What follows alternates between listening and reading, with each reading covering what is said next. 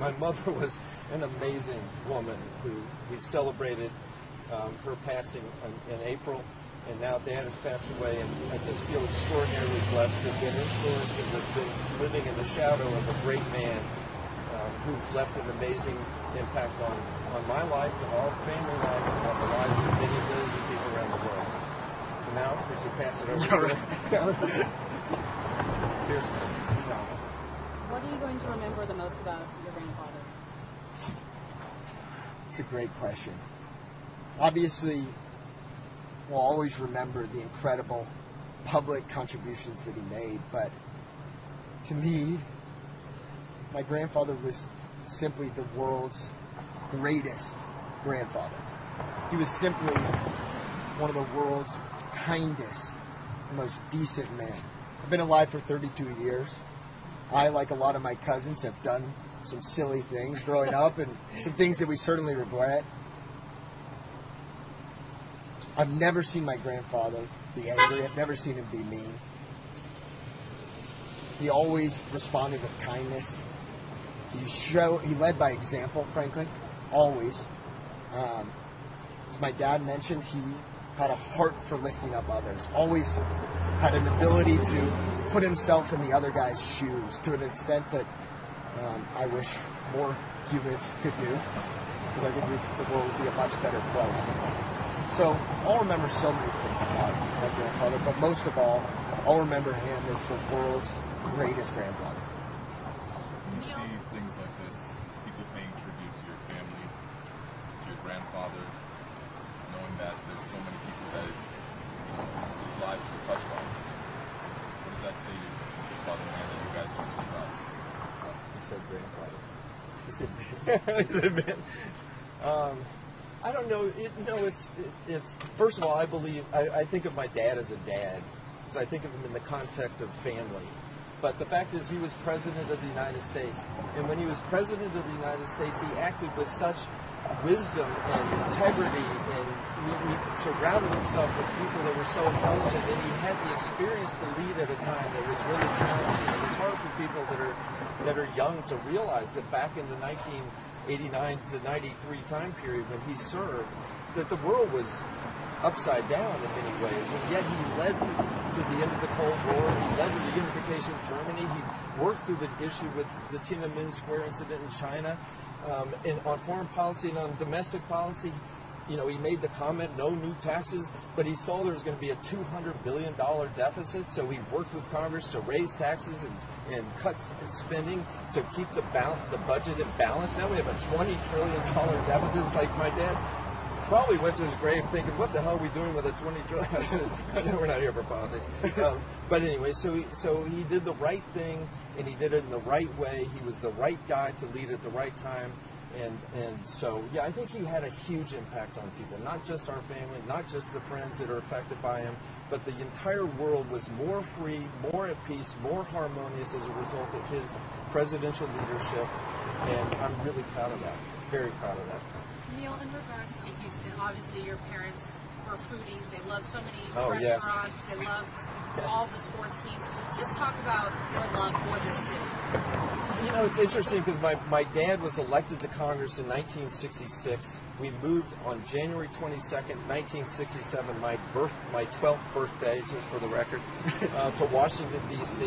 And after spending many, many years in Washington, people were saying there's no way that George Bush is going to move back and Barbara Bush is going to move back to Houston, Texas. They're so, established in Washington. They've built their home here right across the street. They've lived here for every year since they had that home built and since they moved out of the White House. My parents loved Houston. They love Texas. They are Texans at heart, and their friendships are here.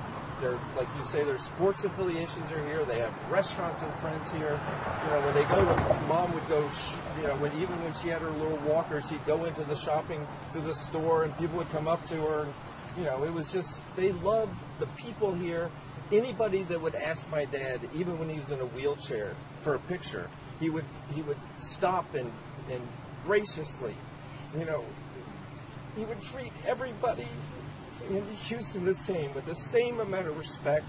He loved Houston, And I should say I'm personally grateful, and I think I speak on behalf of the Bush family when I say that we're grateful for Mayor Sylvester Turner and for the incredible respect he showed to my mother and upon her passing. And there's a great plan for Thursday's funeral and for the activities around that. And the mayor is going all out to provide the security and the logistics. And we're really grateful to the city for doing everything, pulling out all the stops to recognize and celebrate this life that was so well lived. So, Mayor Turner, we're very grateful. Anything else you'd like people to know or you want to say? It's Maria's idea for us to come out here. Very gracious. I know it was a personal moment yesterday, but could you tell us anything that you said to your dad that you found? I'll tell you what was really touching. So, I don't know if any of you have ever watched a parent or an elderly person pass away. It's I don't know. It's a very emotional thing. It's the end of an amazing life. In our case, our parents lived to be 92, or his grandparents, my parents, lived to be 92 and 94 years old.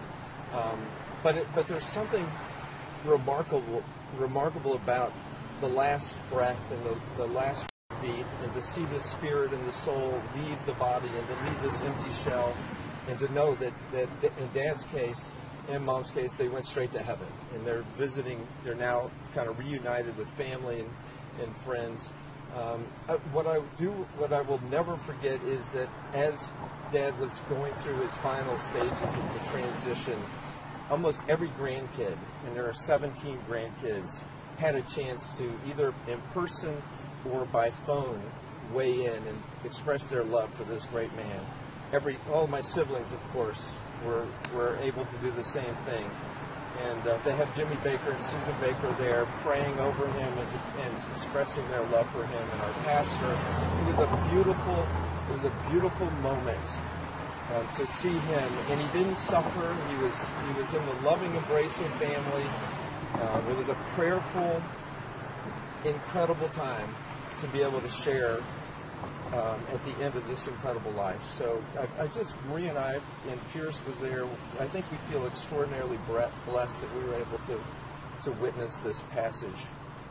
And I just hope that when I get old and get towards that stage, that I'm as gracious and fortunate, or gracious in the way that I look forward to the next thing. It's such a great example in so many ways. Thank you so much for sharing. Thank you all. Thank you guys. Sorry you guys are hanging out here all night. But Thank you. All right, thank you. Thank you again. Nice Good to be seeing with you you again. guys. Thank you. Thank you. I thought that was No. It's going to be an amazing celebration. It really is. I get a little teary-eyed when I see stories like being told about Dad or Dad. Hi. About family. Sorry, good to see you too. You missed the big press conference. I love that. That's fine. Now, Winston could have been. Oh man, where's your face? Hello.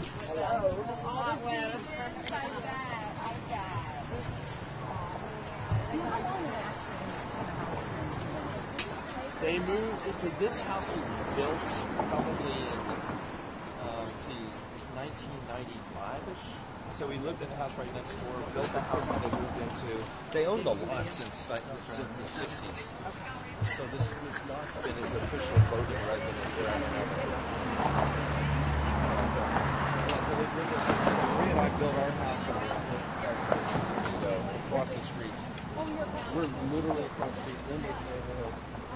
Yeah, so I got to go and see Dad and Mom every day while they're in home. It's a real blessing. All my siblings who live outside of this part of the world, all the little guys. Yeah. Having said that, when they lived in Washington, when Mom and Dad lived in Washington, we were in Houston and didn't get to see them as often. So it was a real blessing for us. Yeah, thank you.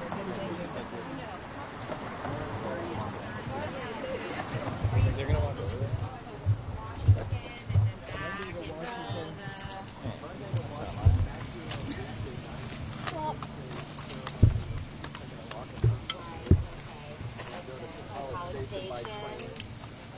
safe travels, and thank you guys again for being so gracious and coming out and chatting with us. We appreciate it. We appreciate it. Thank you very much. You bet. Thank you very much. Thank you for your kind words. Thanks for your kind words about that. Like a name. Oh, so bad. Yeah. How are you? Yeah, he's in the right place.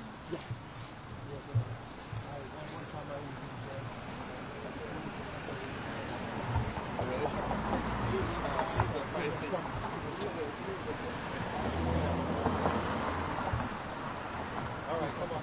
Hey Neil, real quick. Okay.